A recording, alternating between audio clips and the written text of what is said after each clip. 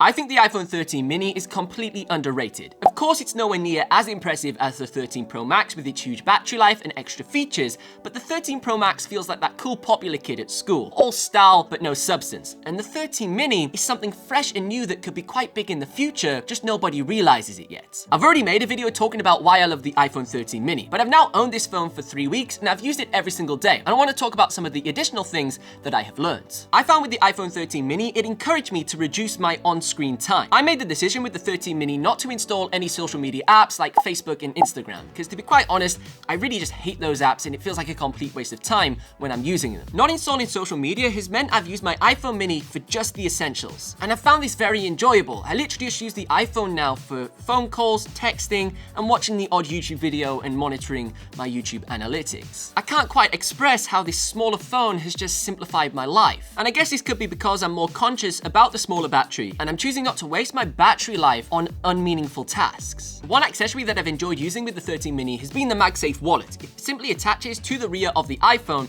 and it sits perfectly flush with the exterior of the device. Whereas when you use the MagSafe on the larger iPhones, it doesn't attach as securely. As you can see there, it's not attached perfectly straight because there's all this excess space for the MagSafe wallet to go, and it means it can disconnect incredibly easily.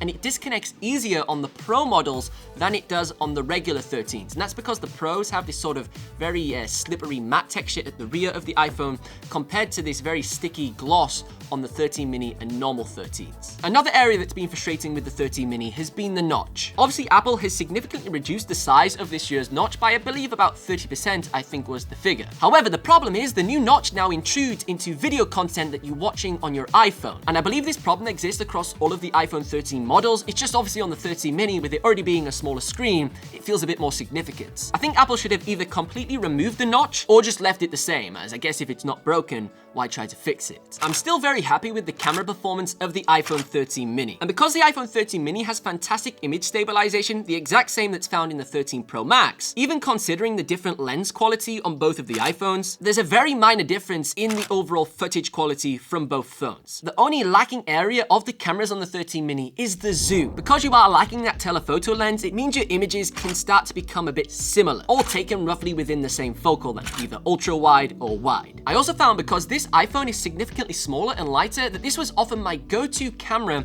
for filming shots in my YouTube videos. So if I was trying to film a first-person shot of me holding a product in any of my recent reviews, most of those shots were taken on the 13 mini because it's so easy to hold in one hand and I can control and change settings so much easier. Whereas with the 13 Pro Max, if I'm trying to use this huge iPhone and also hold the product at the same time, it's virtually impossible to control this phone with one hand. Even after 3 weeks of use, I can confidently say that the iPhone 13 mini is a fantastic smartphone. It does everything you need with fantastic performance at the cheapest price in the entire product line. And if you're quite a casual passive phone user, then you don't really need anything else. If you want to see my full and more detailed review of the iPhone 13 mini, where I discuss more of its battery life performance, you're gonna want to check out this video next.